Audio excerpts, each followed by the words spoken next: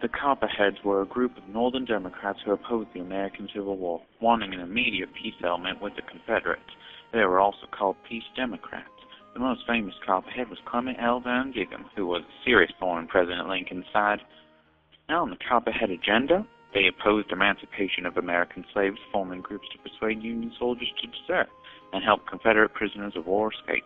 The name of Copperheads was given to them by Republicans and may have derived from the venomous snake that strikes without warning, or may have been a reference to the Copper Liberty head corns which many wore as badges. Copperheads opposed turning the Civil War into a total war to destroy the South and restore the Union. They sometimes met with Confederates aiming at restoring peace.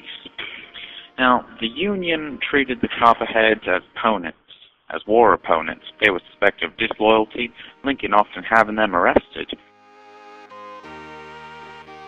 Getting nowhere in Georgia. At this sad moment for the Union during the midterm election in Lincoln's home state of Kentucky, Lincoln suspended habeas corpus and arrested every Democrat he could round up. The Democrats still swept the July 1864 election in Kentucky. But the Confederates loved them, encouraging them whenever possible.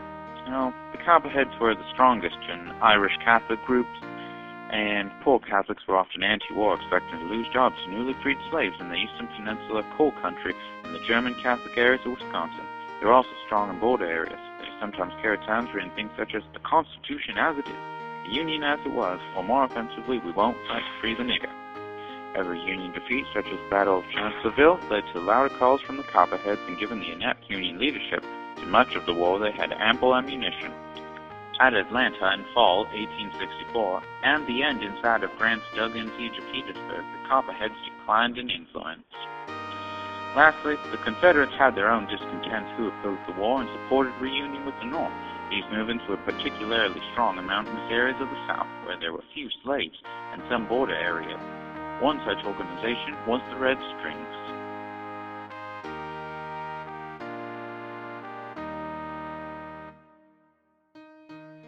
It is a historic fact that the Lincoln assassination case was a complex plot including smuggling and kidnapping plans that involved Knights of the Golden Circle agents. The fact remains that the story of why Abraham Lincoln was murdered can only be completed within the confines of the Confederate cabal in Canada. The plot also involves some of the highest offices in Washington, including Lincoln's Secretary of War, Edwin Stanton.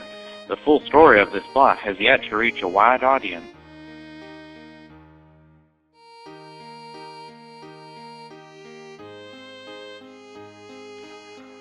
I found a whole belt of dissident Southerners right along the lower reaches of the Appalachians. It comes down through the end of Tennessee down into northern Alabama and peters out into the northern Mississippi. There was a lot of Union-loyal Alabamians, for instance, along that range of hills, and they rode with straight-on his raid through there. There were mountain people who did not have any use for slavery or slave owners. They were not abolitionists. They just didn't like them.